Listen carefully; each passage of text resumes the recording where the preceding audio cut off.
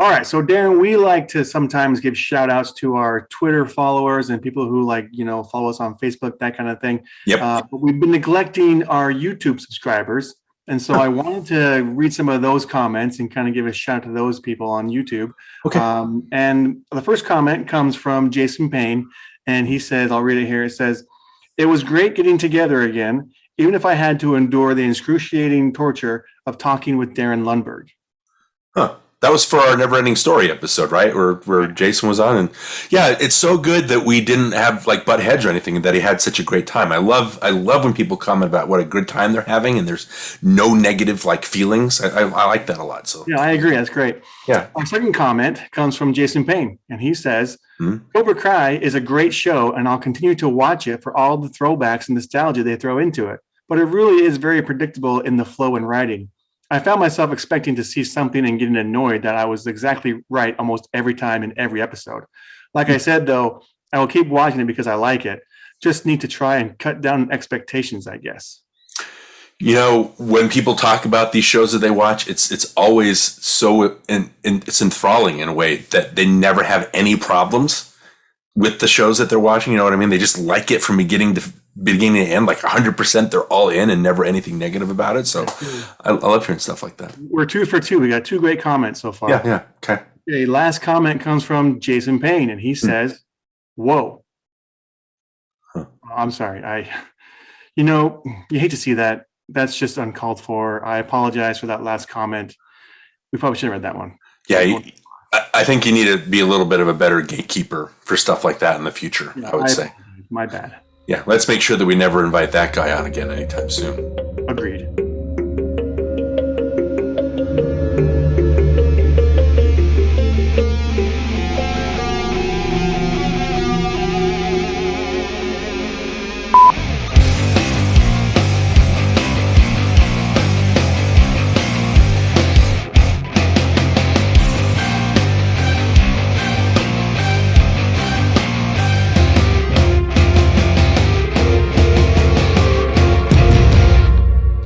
Okay, welcome back to NostalgiaCast. I am Jonny Craddock. And I'm Darren Lundberg.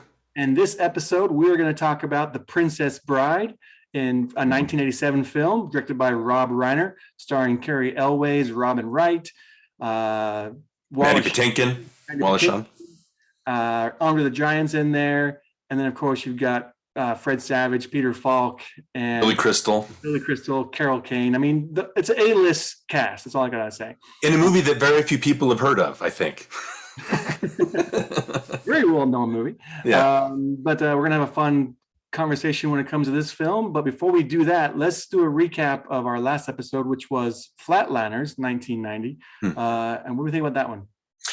Well, I think we both agreed that it looked pretty. I know that a lot of people like to descend into Joel Schumacher hate, but I don't think that's where our conversation went. As far as Flatliners goes, I know I saw it in the theater with my mom, which made the sex scenes uncomfortable, but watching it this time again, it's very pretty and it's very stylish. I just thought that the experiences that the characters went through were very trivial and very hollow. And like, if you're going to talk about these grand ideas about what life is after death, it's got to be something better than, oh, I made fun of a girl that one time. You know what I mean? So how did you feel about that? Well, I do like the message of that, though, of like, forgiveness and all that. I like and people, characters changing. I do like that part of it. And I always thought this movie looked cool. I liked the lighting. I liked the smoke, even though it was like every scene had smoke in it. It was still it was fun to look at, and just a great idea for a movie. And so I said, worth remembering.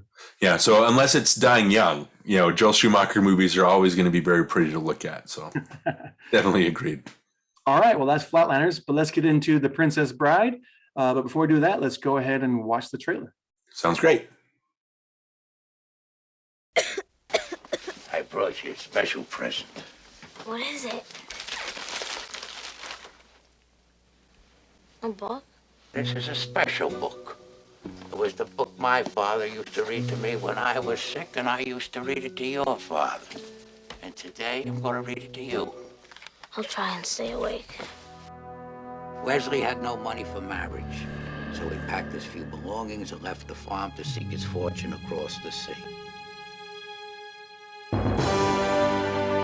law of the land gave Humperdinck the right to choose his bride. The fabric will make the prince suspect the Gildarians have abducted his love. I never say anything about killing anyone. I just happened to look behind us and something is there. He's obviously seen us with the princess and must therefore die. Pick up one of those rocks, get behind the boulder. The minute his head is in view, hit it with the rock! I was not a sportsman. I've got my country's 500th anniversary to plan, my wedding to arrange, my wife to murder. I'm swamped.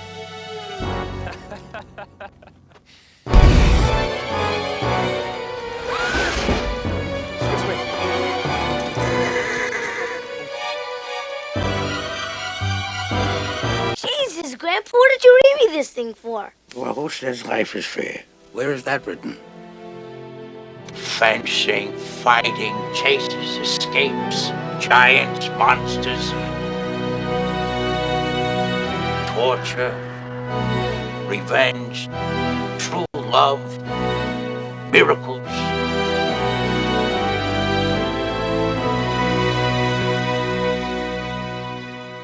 Look, I'm retired. I might kill whoever you want to meet the miracle. He's already dead. I'll take a look. Bring him in. Ugh. What did I just say? What did I just say about not having this guy back on? I had to do it, man. I had to do it. He graced us with his presence on the Never Ending Story episode, and it was so much fun that I had to invite him back. I know you don't like him, but Sure. let's give him another chance. So Jason, Whatever. come back. Okay, Am I fine. not mistaken in saying that your episode with me on last time was the most popular one to date? No. It was for the first 24 hours. Yeah. After that, it started getting negative downloads. It was weird. Like downloads started getting taken away. It was weird. And then I had to rewrite the intro for it, like the on the website, and I removed the name Jason Payne, and all of a sudden the download started going back up again. It was great. No, thanks for coming back, Jason. We appreciate it, man. And thanks for picking The Princess Bride by S. Morgenstern, Chapter 1. Appreciate that. It's a really fun movie. And the reason why I invited you again, because I knew you would eventually pick this movie. And Darin told me that, we couldn't pick this movie because, like we said in the past, we've talked about things like Star Wars and Back to the Future being something we don't want to rehash because they've been rehashed over and over and over again. But The Princess Bride by S. Morgenstern, Chapter 1 is, one of my favorites. And I knew you would pick it. So thanks for picking it. You're very welcome. My pleasure. And it's just one of those movies that, if it's nostalgic, it's not just nostalgic. It's actually a really good movie. So why not chat about it and see if we can find some new things to like about it. But, we joke around. Obviously, the three of us have been friends since, holy cow, junior high school. So, yeah. Jason, you and I hating each other is just our thing. It's a term of endearment. That's what I think. Yeah. So, Jason, real quick, just tell us why you picked it in the first place. I know you and I have a history with it, but go ahead and tell us what was behind the reason for picking this. Well, I wanted to pick it just because it is a movie that has a lot of fond memories in my heart and in my mind. And I remember reciting it, like I mentioned to you before, as we were playing basketball, and just seemed to work its way into pretty much every aspect of our lives. And so, yeah, I wanted to go over it again. Yeah, I have memories of quoting it from start to finish, like to and from school. And we pick up where we left off. We get to school and stop there and then come back and do the rest of it on the way home from school. And it was like just our thing. We would just quote this movie back and forth, all the time. And I know a lot of people love this movie. I mean, and it's definitely probably one of the most highly quotable movies ever. I mean, almost every line of dialogue is something you can quote or you hear people quote day to day, And real quick, Jason, you used to do like the best Fezzik voice. Can you still do your best Fezzik impression? Can you do that still? Fezzik? No, my memory is Prince Humperdinck. Oh, okay. Well, I know you're doing Fezzik all the time for some reason. I don't know why. Let's hear Humperdinck thing. Give me your best Humperdinck impression. That may be the first time in my life a man has dared insult me.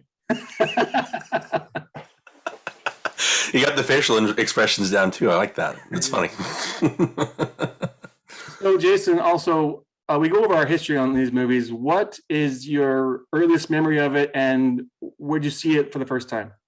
Well, I don't know. I guess playing basketball. Reciting the line. I don't even remember when I saw it the first time. Did you see it like at home, like a VHS tape, like from like a rental or something like that? When did you first see it? Because I know I didn't see it in the theater. I saw it like we I went didn't see it in the theater either. there was a store called Good Time Video, which was just down the street from where we lived, and I remember walking there to get the VCR and the VHS tapes we would use to watch the movies with, and that was one of the ones that we rent like almost whenever we'd go, we'd get Princess Bride, and so. And eventually when it came out on VHS, we bought it. And so then we wore it out. And, but yeah, I mean, that's basically my history with it is just, I did tell Darin this. I told Darin that I didn't want to see it when I first saw the trailer. I remember seeing the movie trailer for it, and I just saw a bunch of old people. I mean, I saw, Miracle Max and Carol Kane with her makeup on and everything. And then the King and who's the other old guy? Oh, the albino, maybe he's kind of old, I guess. Anyway, all these people were being shown in the trailer, and I thought, I don't want to see that. I don't care about old people. So I avoided it for a long time. And then finally, my sister just kind of, begged me to watch it with her, and I watched it, and I was like, I fell in love with it. Like, that was really good. And so then, like I said, I watched it over and over again. And I watched it till I had it like memorized. Anyway, so that's my history. Darin, what's your history with this movie?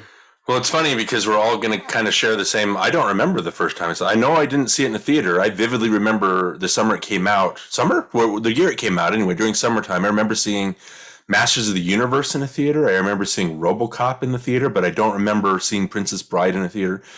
It's one of those movies that's like, it's just part of your life. Like, I don't know how I came across it. I just know that it's always been a part of my movie-going diet. It's one of those that on VHS, you just watch it and you'd wear it out and just quote everything and just have a fun time. You'd watch it with friends, just something to put on.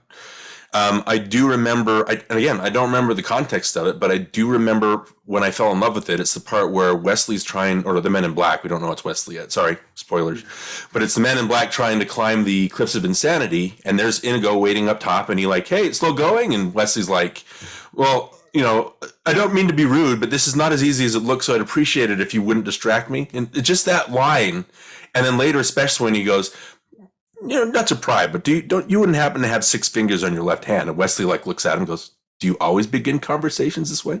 It's just the off kilterness of that dialogue and the way that it was just anachronistic and just funny and sarcastic. It just made me fall in love with the movie. And that's kind of what runs through the whole thing. Is again, it's just a movie that everybody knows and everybody quotes. And I don't know if a lot of people remember their first time, unless, if they're our age. I don't know if a lot of people remember their first time actually running into Princess Bride. So yeah, it's just a movie that's ingrained. I'm just impressed that you could remember watching Masters of the Universe in the theater.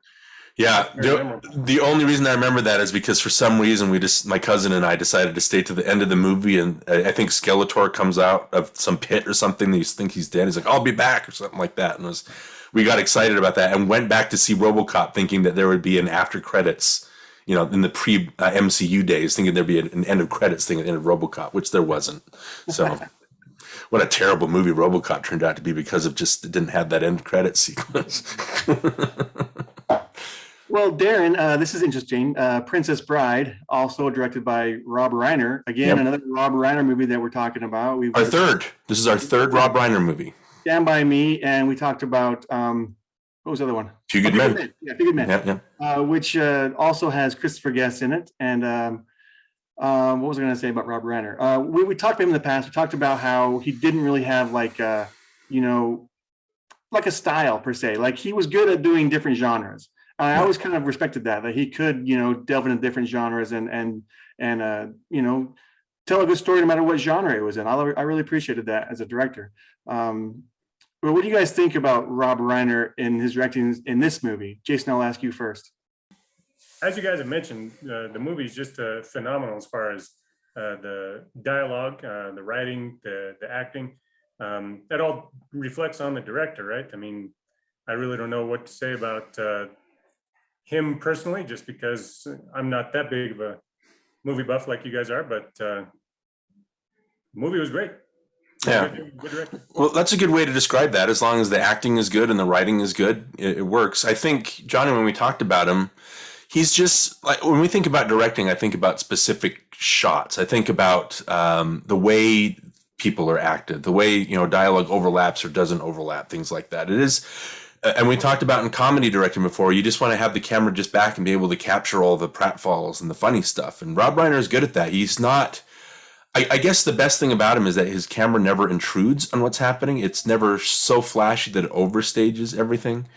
I think if we were to rank the movies that we've talked about, I think A Few Good Men is his least interesting movie. I think looking movie. He's got Robert Richardson doing the cinematography and all the lights and stuff like that, the harsh lighting. But we talked about in that episode, it's mostly just a point and shoot. Look how good, Phil Jackson kind of coaching the Chicago Bulls in their heyday kind of thing, where he just has to rein them in and make sure that it works. And A Few Good Men's fine.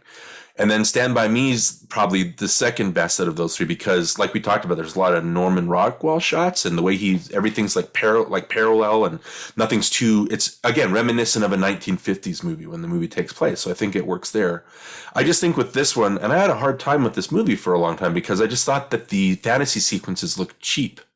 Like they didn't look expensive. They didn't look like the grand fantasy that Dragon Slayer, which we haven't talked about yet, or Star Wars or things like that. Other movies that had these grand backgrounds and special effects. I just thought Princess Bride looked cheap. And then one day I was just watching it and I thought, the movie's from the perspective of an 11-year-old boy. You know what I mean? Like he doesn't have the advanced brain work, I guess, or imagination. So when his grandpa's reading the story to him, that's how he's going to imagine the world. He's going to imagine the cheesy synth score. He's going to imagine sword fighting, but just kind of not. The sword fighting is great, but it's mostly just they're standing there and they're kind of stiff doing it. And especially the backgrounds and the matte paintings. It's very cheesy looking, but that's how an 11-year-old would imagine a world. You know what I'm talking about? It's interesting because Empire of the Sun, Spielberg's underrated war movie, that came out this same year, and that's also a movie where the entire movie is shot from the perspective of a little boy. So the way that war is treated as grand and not horrific, but it's kind of ironic. And John Williams' music in that movie kind of swells when it's not supposed to. That's from the perspective of a child, and so it's. When I think about directing for Princess Bride especially, I just think that's a brilliant way of doing it. It is being directed instead of just a point and shoot. So as far as masterpiece level filmmaking, I think Princess Bride kind of gets there because of that extra layer of this kid's imagination given to us on screen. I don't know. What do you guys think about that? I agree with that. I think that's the best way to tell the story. But when you talk about directors, when you watch a lot of movies, you start to pick up on things that directors do. Their little, their isms or the things that they do in every movie. And so when you start to notice that, you kind of start to expect that from those directors in these movies. With Rob Reiner, he doesn't really have any of that. I mean, he's done things that you go, that's a Rob Reiner movie? You know what I mean? It's like, because you just don't have those things that let you know, hey, this is Rob Reiner directing this. Yeah, but he is a good director because he gets, directing and being a good director. I don't know if there's a difference there, but he gets good performances out of everybody that he uses, right? Yeah. He's able to use the William Goldman dialogue or use the Aaron Sorkin dialogue and make it come off and pop off the screen. And so that's another part of directing. But as far as you're talking about, Johnny, that is a Spielberg movie you're going to recognize as a Spielberg movie. Fincher, you'll recognize. The Coen brothers, save for a couple of their terrible movies, you won't recognize. You'll recognize them from the moment the movie starts, and to me that's important. It's not a deal breaker because movies can still be enjoyable without that stuff, but I do like that extra layer. Yeah, you mentioned William Goldman, right? Yeah, he's one of the Hollywood's most prolific screenwriters, written almost everything. Yeah. What are some of the ones that you can think of off the top of your head, Darin, that he's known for? All the President's Men is a big one. The Stepford Wives, he wrote that. Butch Cassidy and the Sundance Kid, that's obviously a big one. And then later he did Misery. As far as and again, he's very good at adapting material. He did Dreamcatcher, Johnny, which you and I saw together, and there's there's no way to adapt that book into something filmable. So it wasn't his fault. I do know that this movie, this script was his favorite. And I remember hearing a story about the first day of shooting was when they were in the fire swamp and they were going to light, Robin Wright on fire for the very first day of shooting. He was like, are you crazy? You're going to kill the lead actress in the first day? So he was really worried about that. But I can see why this script is his favorite. I mean, when you listen to the dialogue we mentioned, it's so charming, and it just kind of grabs you and keeps your attention the entire time. However, when I was younger, there were a lot of lines of dialogue that I never understood. Like I never knew what they were saying. I can think of one where Prince Humperdinck and Count Rogan are tracking the men in black and the princess or whatever. And you see his feet kind of like mapping out the sword fight. And he's like, it was a mighty duel. For the longest time, I thought he said there was 92 of them. And I thought, what? This guy's an idiot. So I didn't know that he was saying it was a mighty duel for like years until someone told me, no, he's saying it's a mighty duel. But today when we watched it, You've always had problems with accents. It's that faux British accent that threw you off, I bet. Right. No, we had the subtitles on. And so I got to see some of the things that I didn't know were being said. One of the things is during the fight with Fezzik and the Man in Black. And Wesley says to him, I do not envy you the headache you will have when you awake. But in the meantime, rest well and dream of large women. I always thought he said, dream of large tubemen. And I was like, tubemen? What's a tubeman? It was just the weirdest thing. But anyway, so today I saw it say women. Oh, he said women. Anyway, it was fun to finally realize all the mistakes I've been making over the years. Oh boy, a 35-year-old movie, you're finally just getting around. And I've seen it 1,000 times. Yeah. So, Jason, are there any lines of dialogue that you remember that you didn't remember correctly, or some of your favorite lines of dialogue? Well, obviously there's Fezzik. He has so many lines with such a heavy accent. It's really hard for me to understand.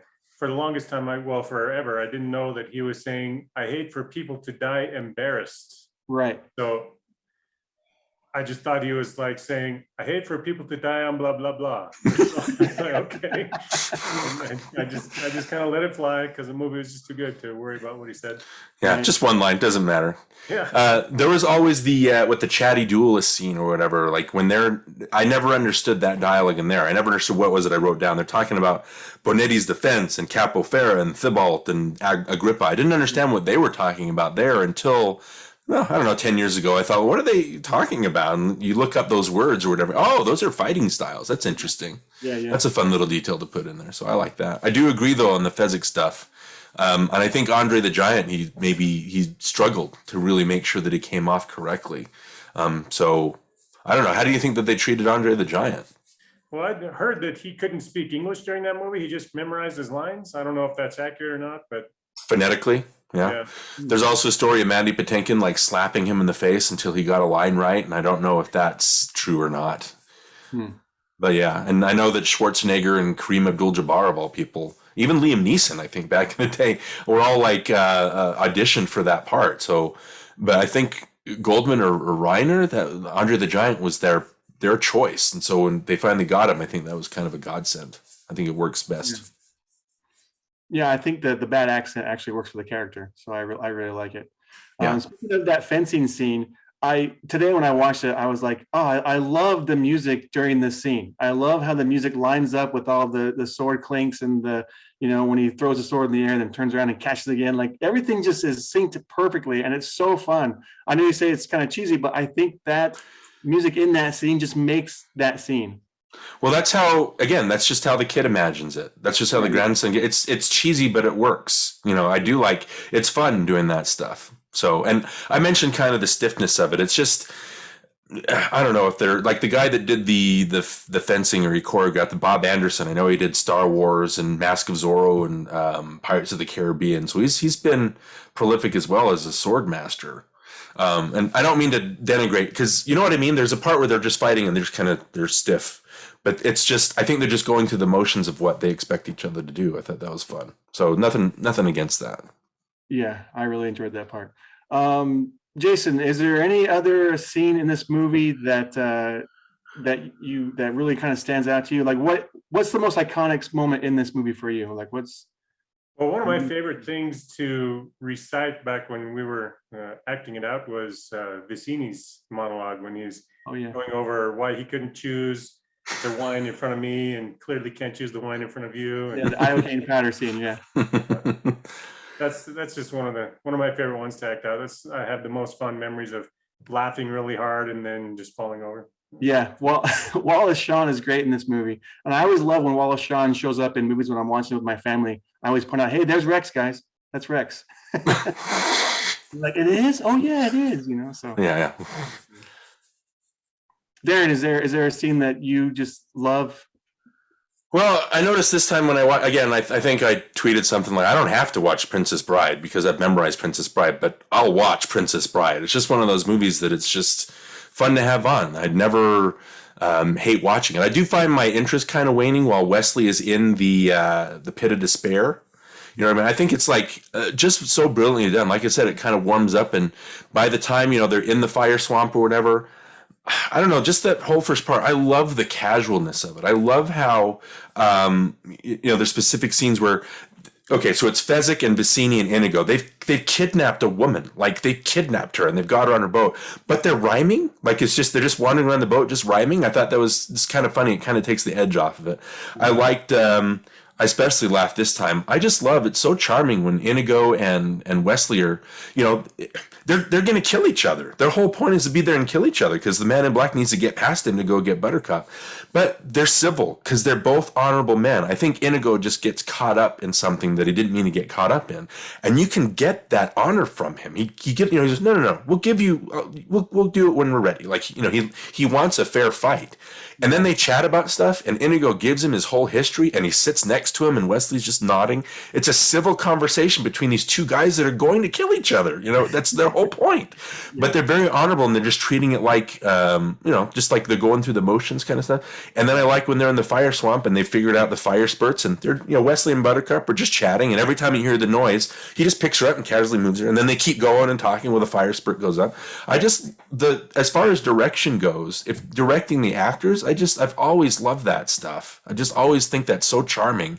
And then, like I said, my interest kind of wanes when Wesley's captured, but then you catch up with Inigo and Fezzik, and it's so charming that these guys who were adversaries are now going to become allies because we like them. You know what I mean? Yeah. It was Vicini that we kind of had problems with, and even he was a funny character, especially the way that he dies.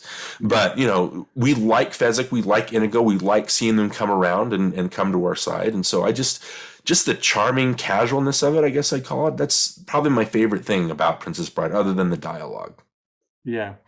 There is a moment in the fire swamp when she steps into the lightning stand. And I do this every time. Whenever she falls into the sand, I start holding my breath to see if I can hold my breath as long as she does. It's something like 2.5 minutes. And I never make it. I'm always like, I can't do it. But have you guys ever done that when that scene pops in, when she falls in? Do you try to hold your breath? I tried it when Wesley jumps in. What about you, Jason?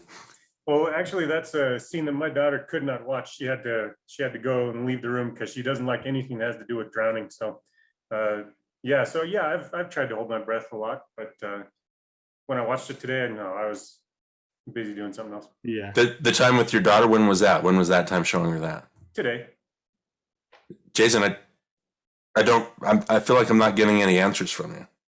I ask you a question, and I just want answers. Why can't you just give me answers? You want answers? I think I'm entitled to them. You want answers? I want the truth. You can't handle the truth. Okay, take your bow. All right. Sorry, I couldn't resist that. Thank you, Jason. All right. Land or something. Yeah. Well, who knows? Brush that off. I think this movie is just, it's scene after memorable scene. I don't, like we talked about, it was just one of those, when Johnny, you brought up that Jason wanted to do this, it was like, Princess Bride, like, what are we gonna, I had a hard enough time trying to figure out what to talk about with Back to the Future that no one's talked about. I think with Back to the Future, we latched onto, millennials or whatever, thinking the movie is about the boy that wants to sleep with his mom. I think that was an interesting angle. I just think for Princess Bride, and then too on Twitter and things like that, when people are talking about old movies, they always say, "Oh, you're just nostalgic for it. Like that's the only reason you like it. There's no other reason." But the main thing with Princess Bride is that it works. Like it's just a movie that works from start to finish. It's got a good sense of humor to it. It's got, like you said, good fencing. It's got the adventure, the romance, the danger, the magic, stuff like that. It has everything. It's not nostalgia if it's good. Does that make sense?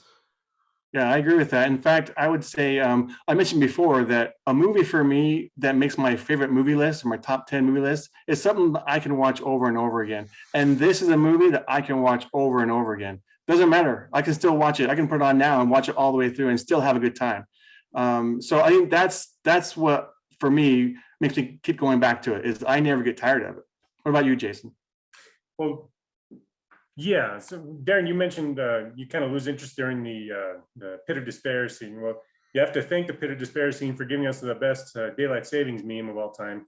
I've just sucked 1 hour of your life away. Yeah. One thing that I want to mention is that today when we were watching it, one of the lines is, be careful, people in masks not be trusted. And my wife and I just busted up laughing. I mean, obviously because of the environment we're in right now with the COVID and people wearing masks, but I thought that was hilarious. Because I don't trust anybody who wears a mask. And Wesley predicted the pandemic, right? He said, I think everyone will be wearing them in the future. Right. Oh, yeah. Weird how these movies tie in with what, Sometimes art imitates life, I guess. Yeah, absolutely. So Jason, is there anything else that you want to bring up that we have not talked about yet? We talked about William Goldman. We talked about some of the actors, or any of the actors that we haven't mentioned that you want to bring up. Well, what is it? I want to ask too. What is it about this movie? You mentioned you wanted to. Is there like a deeper meaning, or is it just the dialogue? And I mean, is there stuff that does kind of stand out today and make it a classic? What do you think?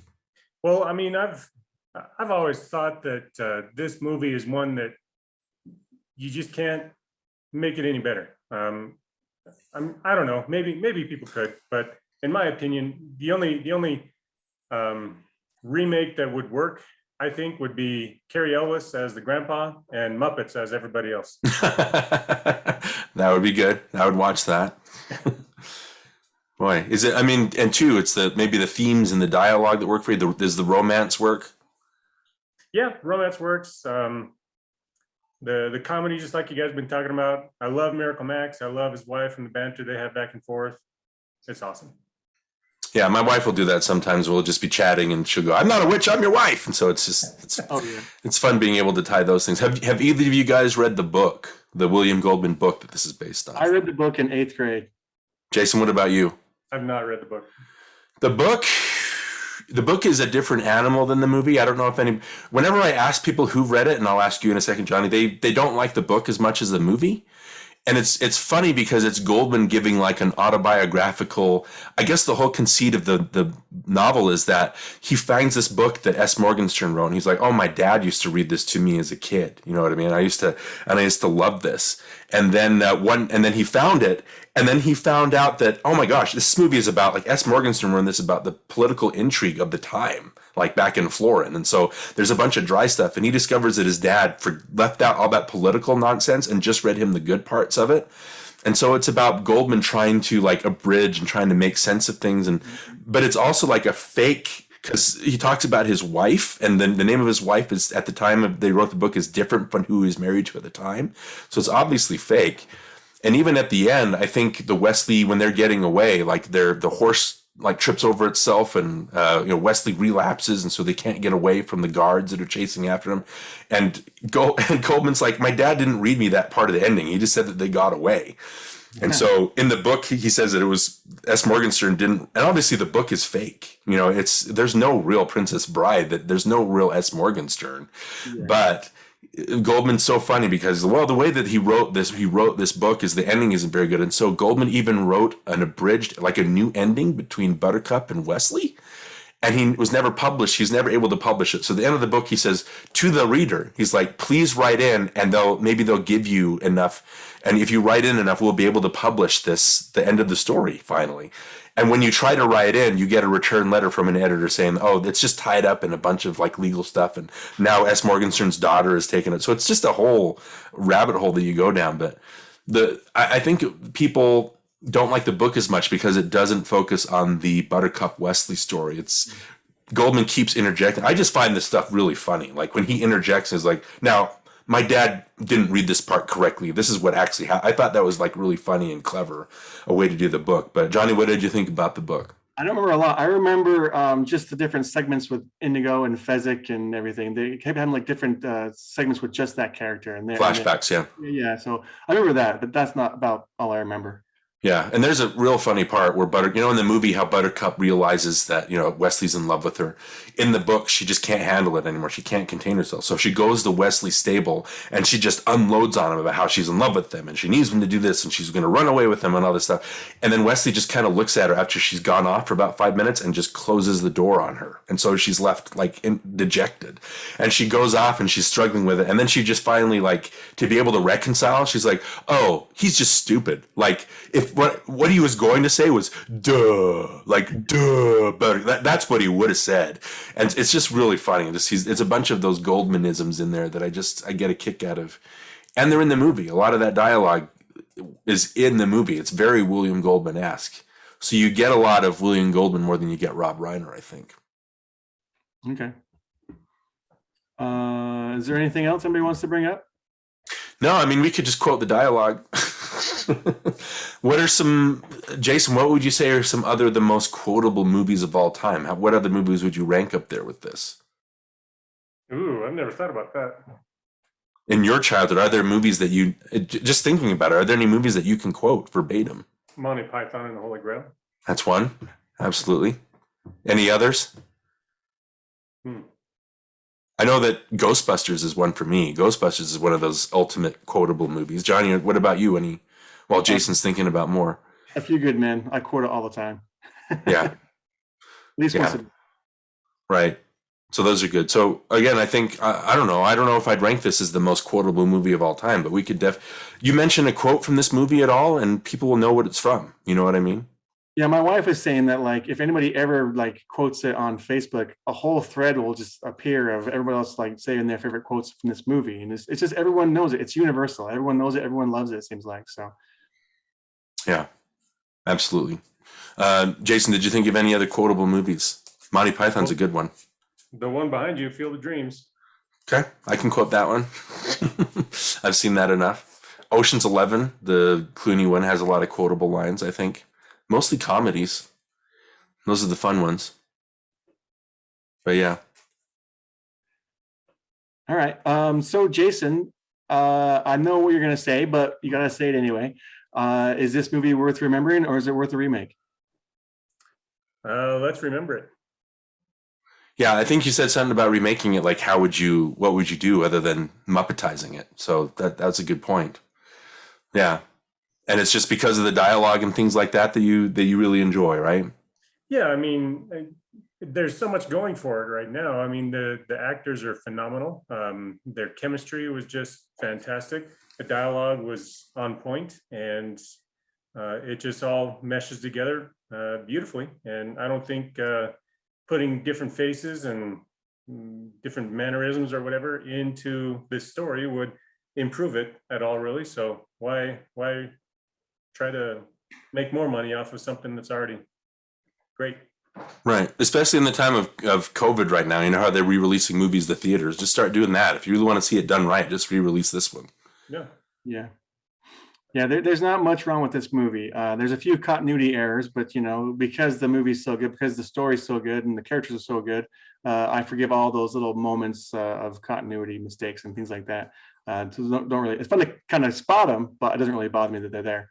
But definitely for me, I would say this is worth remembering for sure. Right. There's the part when the three of them are on the wall, right, looking at the guards, and they're walking off the wall, trying to be sneaky about it. But then you hear Prince Humperdinck's voice in another scene, in the next scene, but you're still looking at them walking on the wall, and it looks like they get scared by that. Yeah. I noticed that again today. So. Yeah, I don't know what that is. If they stumbled or what. I don't know what that was all about. Yeah. It's good timing. That's good editing right there. Yeah, Indigo's hair during the reviving sequence of the hot and cold water, and he jumps up and the hair gets stuck to his face. And the very next scene, his hair is down by his shoulders and it's on his face again. So there's always those little continuity mistakes that you can catch if you watch closely. What about the plot error? How isn't Fezzik inexplicably able to find out that Count Rugen exists? How does he get that information? You know what I'm talking about? Yeah. Yeah. I forgive all that stuff. Yeah, it's fine. He could find out from somebody just on the street. I think it's fun. I think when he has the cloak and he has the 4x horses at the end too. So Physic is kind of like the Deus Ex Machina throughout the whole movie. Right. And it's I think I read something I like too, and Inigo is like inebriated and the guard comes to pick him up and he's like, hold there, you keep your hold there. And I think Jason might be able, hold there is like a Spanish, it's Spanish for the F word. But he's saying ho there, but instead he pronounces it ho there, which is, that's the Spanish derogative, which is kind of funny. I don't know if they meant it that way, but I think at the risk of repeating myself too, it's like, this is just, it's not nostalgia if everything about it works. The thing with As You Wish, I think that works beautifully. I like how that's the thing between Wesley and Buttercup, and at the end they bring it back between the grandson and the grandfather. I really like that that character arc of the grandson coming around. And there's also another, I don't know if it's a continuity error, but every time they kiss, the grandson says something about it. You know, the first it's a kissing book, and then later they're kissing again. Do we have to do this? And then later when Wesley's on the bed, paralyzed, Buttercup runs over and she kisses him, but the grandson doesn't say anything. Yeah. I noticed that this time. And then at the end, the grandfather stops, and that's when the kid's like, I don't mind so much anymore. And that's how they're able. So I like that. And it's a very sweet story how, the grandson doesn't want the grandfather to come over at the beginning. He's like, he'll pinch my cheek. Can't you tell him? He says to his mom, can't you tell him that I'm sick? He's like, well, that's how he's here. And he just comes around and realizes how much his grandpa loves him, and they have that bond there. I think that's nice for a framing story too. It's just, and the romance works, and everything about it just works. I think, well, the last thing that we could probably do, if you wanted to quote maybe your favorite dialogue, I think the one that I always die during is the one where, again, Wesley's on the bed and Humperdinck's talking to him. He's like, it won't be the last. It's like, every babe that weeps, every cry that, dear God, what is that thing? I just love that. It's so funny, just the way that he's insulting him. But yeah, what were your guys', if you could pick one line, what would it be? Well, Darin, you mentioned that scene in particular. Today, I don't know how long it's been since my family's watched this movie, but today my 9-year-old got so enthralled with that dialogue in that scene that when Wesley actually stands up from the bed, she got all giddy and she's like, oh yes, it's gonna get good. So I thought that was yeah, that is good. Johnny, what about you? Is there a specific line? I love them all, but just for fun, I was in a play once where I played a preacher who was marrying a couple. And just for fun, during the read-through, the very first read-through, I did all my lines with the Peter, what's his name? Peter, the guy who plays the preacher, the clergyman guy. Yeah. What's his last name? I forget his last name. You know what? I don't know. It's Peter something. Anyway. As the clergyman or whatever. Yeah. I did all my lines in that voice. And so, the whole marriage with the lisp and everything. And it got a big laugh every performance. Yeah. Okay. It was kind of fun. Okay, well, let me look up his name. He's the clergyman, right? Is it Peter North or Peter something? Peter. Let's see. I remember seeing the credits. I don't remember his last name, but I do remember he was credited as the impressive clergyman. Peter Cook, yeah, that's it. Yeah, he saved me the trouble. Yeah, I was going to look that up, but yeah, as the clergyman. What did you guys think of the? I always make fun of the music, the Mark Knopfler stuff. It's like. Did you guys, the song at the end, is that a song that you guys like? I remember in high school, you always making fun of that. You'd always sing it in a really obnoxious way. Yeah, I don't know. It's just, he's just kind of, he has a Randy Newman-esque voice, I guess. And so it's just, I don't know. It's fun to sing in that voice. I don't want to make fun of any particular group or anything, but he does sound like he has a kind of a speech impediment when he says, which he might. I don't want to, you know what I mean? I don't want to be one of those guys, but yeah, it's a funny song to sing. Yeah, definitely a memorable movie. Definitely something that everybody likes. I mean, if we were to ask, I bet countless people pick this as probably their favorite movie or one of their favorite movies. Yeah. I mean, and for years, I would say it's my favorite movie. I mean, it's still on my top 10 list for sure. But I mean, for years, it was my favorite movie. Why has it fallen off? I know you did say that a lot. So just because I think my sensibilities have changed. I think I've seen other movies that may have I've just gotten more have become a favorite that I can go back to revisit, like this one. But I would choose that one over this one. So that's kind of why I got taken off the list. Because if I had to pick between, my new favorite or Princess Bride, I'd probably go with the newer one. Okay, all right. And like I said, I don't know if there's a lot of people who haven't seen this movie, and people that have this as a blind spot. I always get jealous of those people because it's like, oh, that'd be so fun to experience this movie again for the first time, just for fresh eyes. So. All right. Well, Jason, thanks for joining us again. We had a good time. My pleasure. Hope you did too. Fun to be with you guys. We need to do it more often. It's just you annoy me so much. You shut up. Yeah. I'll think about it. All right, Jason, thanks. And then Darin, maybe we can come back and do some outro thing with we'll figure something out. We'll do some outro thing with something. Hey, Jason, do you want to be the permanent co-host of NostalgiaCast? I'm tired of this guy.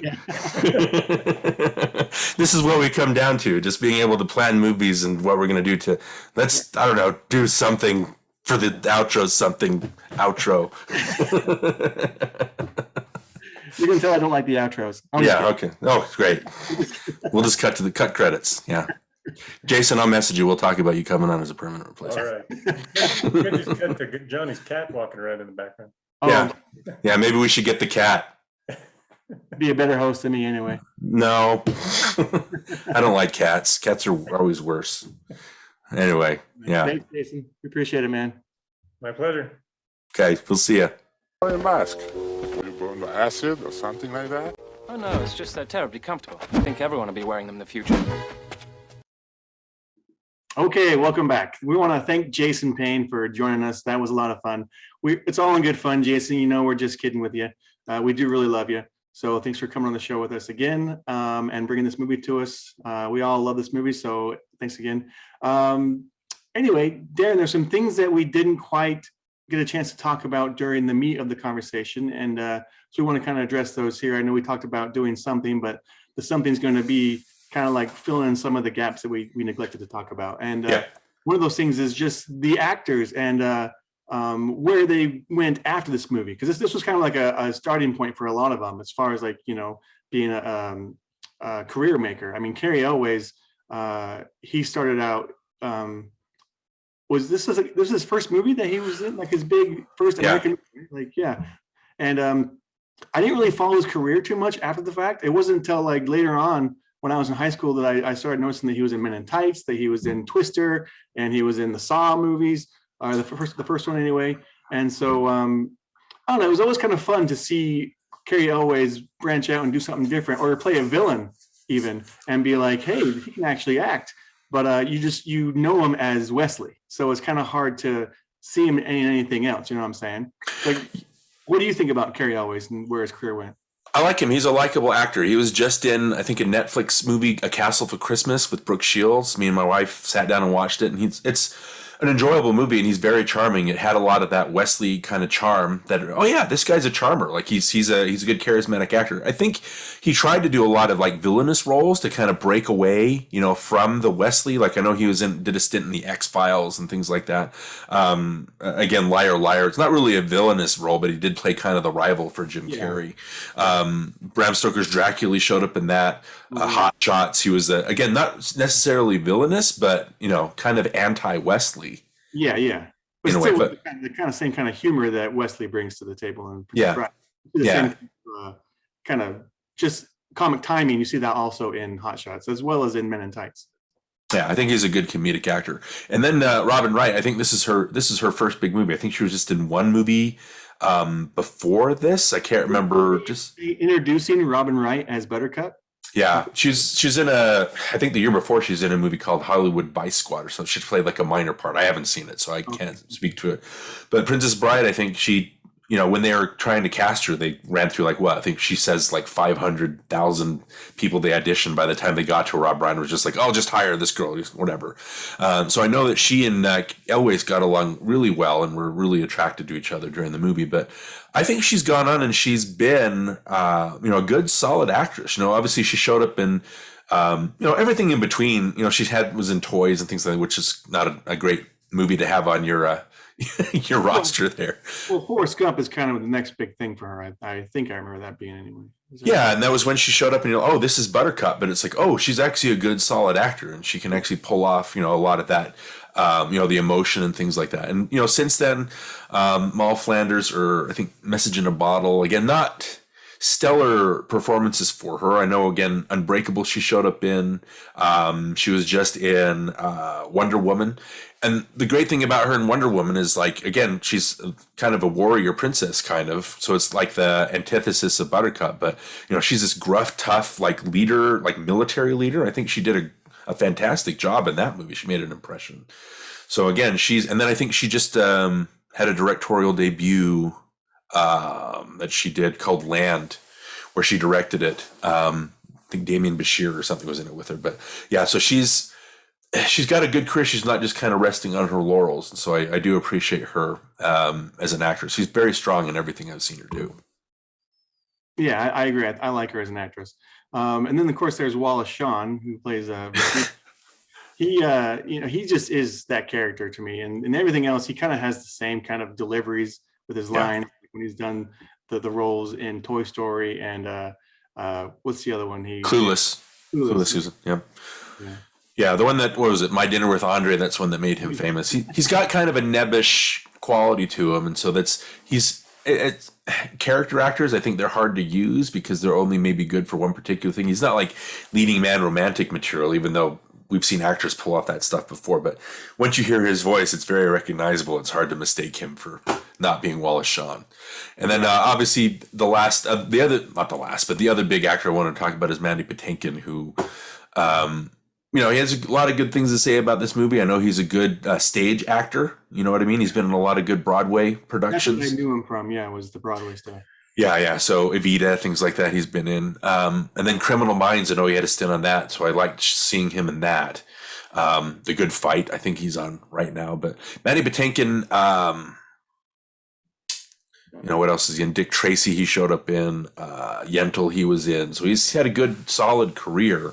But, mostly TV he's been good at. Dead Like Me or Homeland, Chicago Hope, that kind of thing. So he's been all over the place and really a strong, when you see Mandy Patinkin, it's just one of those things that you think of him as Inigo, obviously, but then you're like, oh, this guy's a good solid actor and you can actually hold and command the screen. So nothing but good things to say about him. Yeah, I agree with that. Yeah. We do have some quotes from these actors about their experience with the movie. And one of the quotes Cary Elwes said was when he was asked if he tires of the "as you wish" quote being said to him, he's like, no, how blessed I am to have been in the film that resonates with so many people. I think I can speak on behalf of the entire cast when I say we all feel blessed by the response this film has now got, because it really did have that response when it came. It didn't have that response when it came out. So it wasn't really, people didn't grab onto it right away. It took a while to develop a following. But like he said in the quote, they're all really grateful for their experience on this movie and what it did for their careers. Yeah, so that's one of the things, like we talked about before, is like Princess Bride. Everybody has an experience with Princess Bride. It's not our usual type of movie where we haven't seen it in a while. Like Princess Bride is in a lot of people's rotations. I think Chris Sarandon had a quote. He met with one of the state leaders of Utah and was like, the guy told him, "Oh, there's a copy of there's a DVD or a Blu-ray or a Laserdisc copy of Princess Bride or a VHS copy in everybody's house. It's like Utah's favorite movie." So a lot of people do have this contact with the movie. I think it wasn't a huge hit. I think it maybe only doubled its budget from 16 to 30 million or something like that. But you look at all the other movies in 87, you have RoboCop, we've talked about, Untouchables, Who Framed Roger Rabbit. You've just got a bunch of 1987 movies that are classics. And it's in there, but it did take a while to build that following. I don't know. As long as it finds a following, I'm happy for it. You know what I mean? Yeah. I'm glad that so many people have picked up on it, even though it, maybe it got washed out at theaters or something like that. But everybody has these good experiences. All the actors have nothing but good things to say about the movie. I know Rob Reiner, if you want to start reading quotes and talking about how the movie failed at the box office, he says that the studio never knew how to market it, We never really had a trailer. They tried to sell it like a zany comedy. I remember having this conversation with Barry Diller, who was the head of Fox at the time. I was screaming at him. I said, Barry, I don't want to have a Wizard of Oz, because when the Wizard of Oz came out, it was a disaster. Nobody liked it. It didn't do well. I'll never forget what he said to me. He said, Rob, don't let anybody ever hear you say that. You'd be so happy to have a Wizard of Oz. And he was right, of course. It takes time sometimes for these kinds of oddball movies to find an audience. Yeah. So, I don't know. Everybody has, just because it's not a success at the box office, I don't think money that it makes up front, I don't think that necessarily speaks to what the movie's about. I don't think awards have anything to do with that, really. I don't think money that it makes has anything to do with that. Video sales, it's just how it lives on in people's memories, right? Do we have any other comments? Yeah, sure. Robin Wright had a quote in Entertainment Weekly, and she said, I love that it was about true love and that she would never give up, and nor would Wesley. You always dream about as a little girl, but I never stopped dreaming about that. So again, it has good message behind it as well. It's a good love story, and that kind of holds true today. Yeah, and it's what they describe them as 4-quadrant movies, right? It's a movie that appeals to everybody. Just like the grandpa says, it's got fencing, true love, magic. It's got a little action. It's got a little bit of everything. And so what Wright talked about is every girl kind of dreams about that, even though they might grow out a bit and the feminism and might come into it. But when they're growing up, girls want to be princesses. They want to be seen like that. They want to have these adventures or want to be, known for being regal. You know what I mean? And so that's definitely appealing. I liked, if Mandy Patinkin was asked about what the brilliance of the movie he thought was, he says, first of all, it's the brilliance of William Goldman's genius and the gift he gave all of us with this extraordinary book and then movie. And I just got to be the mailman who delivered it. So I take really no credit for it. It was Rob Reiner's gorgeous direction. And I'll never forget Rob said to me, what I really want the actors to do in this movie is as though they're holding their poker cards in their hand, but they're just hiding one card. And the one card was the twinkle in their eye. The one card was the fun they knew was underneath everything they were saying. And I never forgot that image. There was always a little secret, and that secret was the fun. Yeah. So they all have a twinkle in their eye. They all know. If I say that they didn't take it seriously, I don't mean that as a backhand, because it does get very sincere. You absolutely believe Inigo Montoya. They're joking around and he's talking with Wesley and stuff like that, and it's all light and frothy. But the pain that he has, when he says, I want my father back, you son of a bitch, there's honest pain there. And I know Patinkin had his dad was dying of cancer or something so he was able to use that for his method for his role as Inigo. But there's a lot of seriousness to it. It's not just jokes, because there is that sincerity, I think. Right. I really like that about the movie as well. Yeah. I know Billy Crystal also had a comment in Variety, and he said his 3 days on set were the greatest experience, and that are really about what the magic of making movies is about. Here you are working with Bill Goldman's script, a brilliant group of actors, and a bold director who would take this kind of movie on to make a simple, beautiful, funny story like this. This really is what movies are about. It was just joyous. And so it's fun to see just how much fun they had making it. One of the stories I remember hearing is that Mandy Patinkin had a hard time not laughing at Billy Crystal as he was improvising all these lines during those 3 days that he was on set. And I know what that's like. I can relate. I've been on a set where the actors are just being super funny and you have to not laugh. And so, it's tough, but it's also really fun. Yeah, Billy Crystal's one of those guys. He's got to be like Robin Williams on set. I think Patinkin was saying he hurt himself because he was just trying to keep it in the whole time, and he just kept improvising lines and being garish and being dirty and all these things, and just everybody was just having such a fun time. And I think that feeds. You see that in the movie. You get that sense of fun from them. Didn't Elwes also hurt himself? Yeah, I did read about that. I read that he got injured in the scene after the fire swamp where Christopher Guest has to knock him out with the sword. And I guess he wasn't hitting him quite hard enough. And so Carrie was like, you got to hit me a little bit harder. And because it's a real sword, when he actually brought it down on him and hit it too hard, he actually knocked him out unconscious. And he got taken to the hospital and got stitches. So he was when you see him get knocked out in the movie, that's the take they used, was the one where he actually got knocked out. So he was getting knocked out in that moment.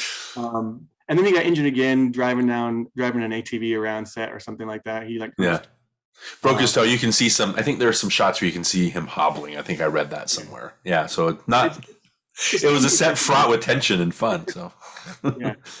No, but I think he also made a comment too that his epitaph on his tombstone will read "As you wish," and he's okay with that. Yeah, there are worse things, I think, than to have. And who, as couples, who hasn't used "as you wish" as a substitute for "I love you"? It's just these lines of dialogue. They've ingrained themselves. So the last thing maybe I want to talk about, again, the legacy of this movie.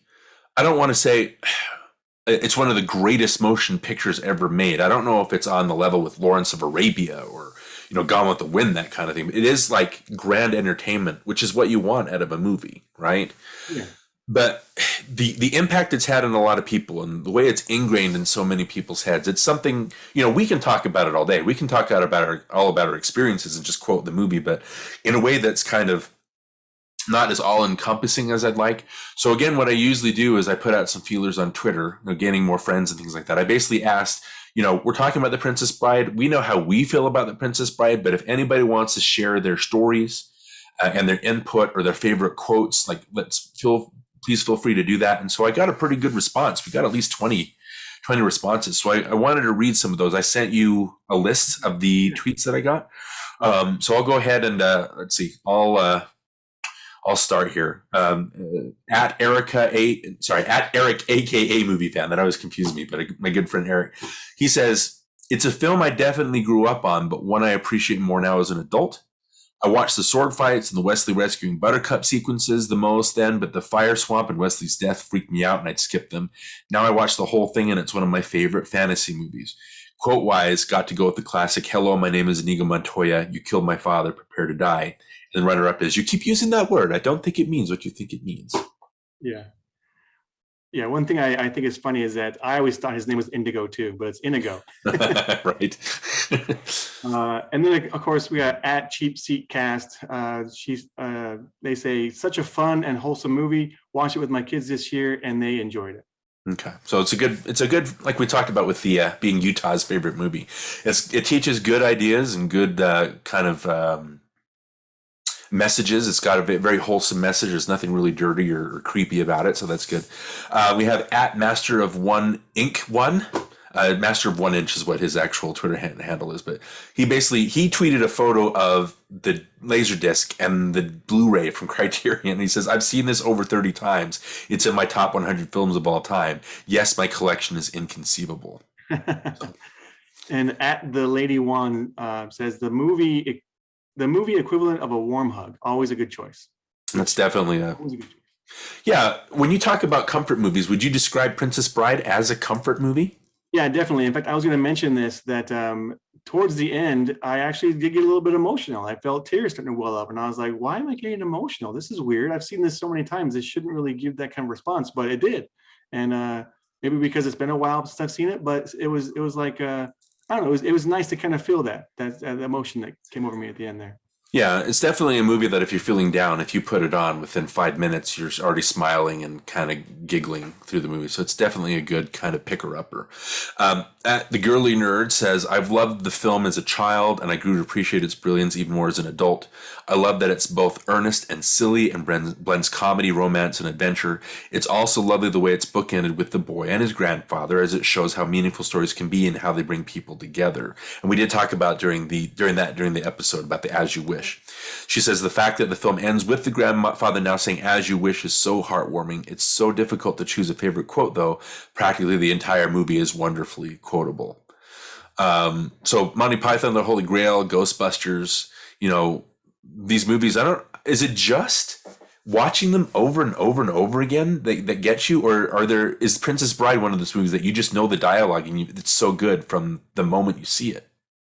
I think it's what you just said. It's, at the very start, it just grabs you, and you realize that you're watching something special. Yeah. So that definitely does it. Yeah.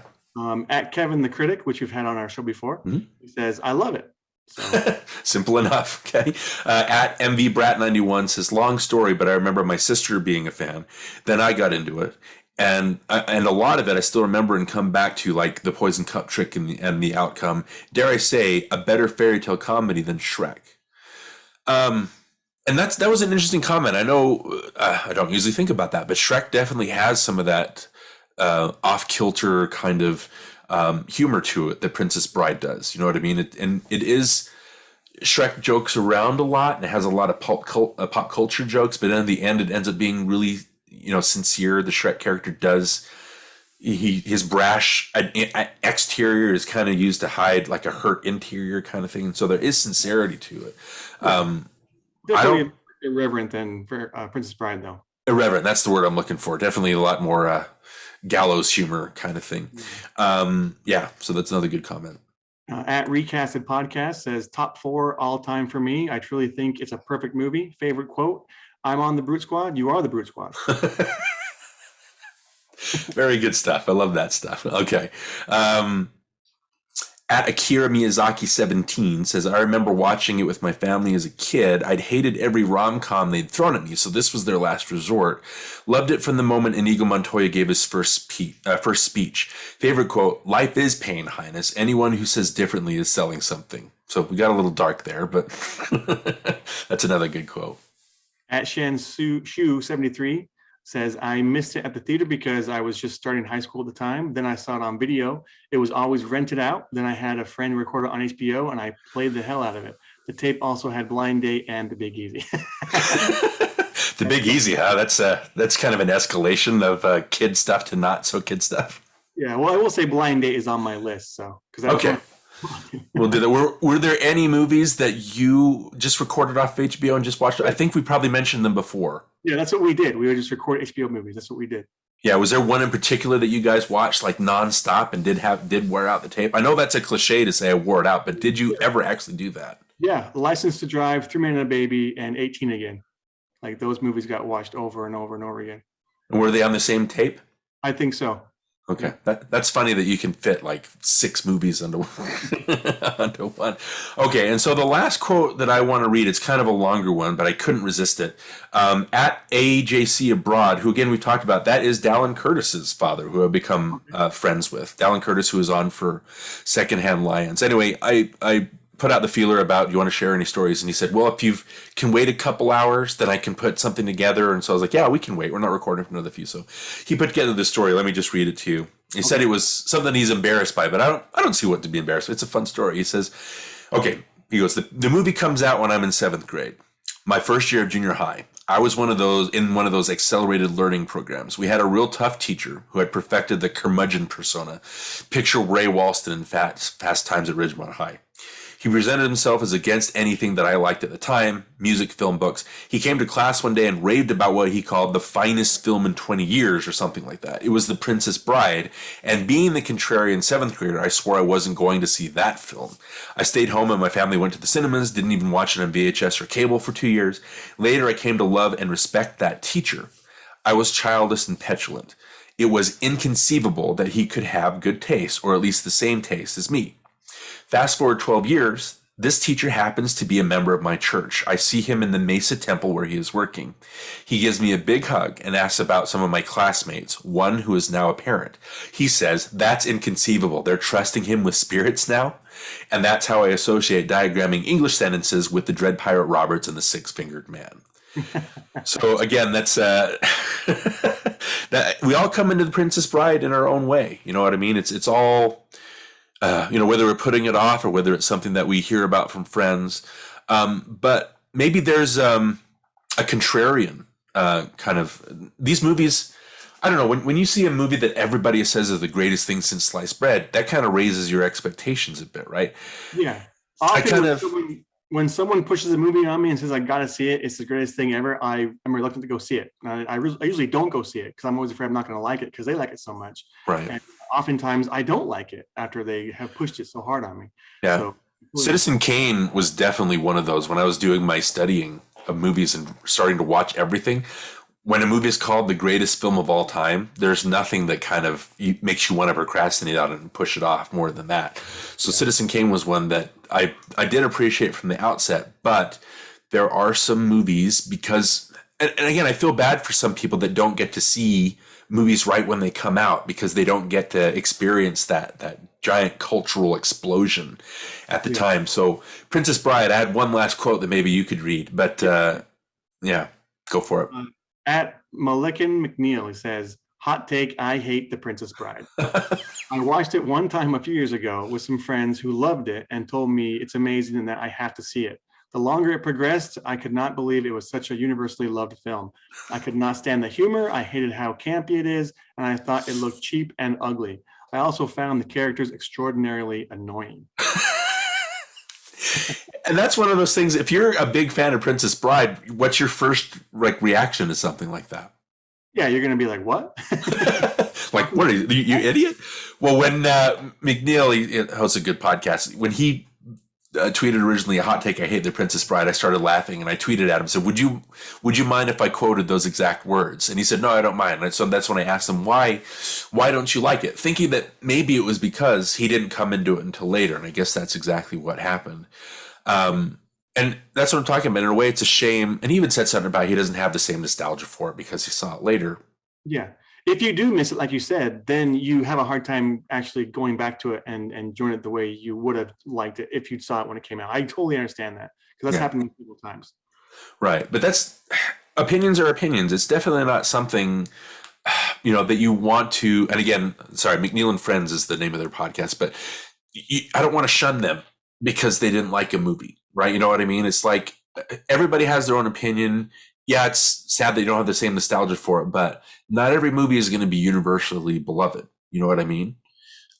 There's no movie that's going to have that everybody's going to like. You're always going to have one contrarian, which is fine because it's not going to hit people the same way. And usually when someone does give that opposite opinion, you can kind of look at it and go, I can see why you would say that. So yeah, absolutely. So nothing wrong with that. Again, I'm sure there are movies that he loves that we would watch and we would not enjoy them. You know what I mean? There are movies that come out now and people that haven't seen like every movie under the sun like us, they're going to think a movie that comes out is going to be the greatest thing they've ever seen because they've never seen another movie that's like it, that's done something like that. You know what I mean? So it can always have the opposite effect. But I do love it though when someone's like raving about a movie and I say I don't like it and their face just drops and they go, what? You didn't like it?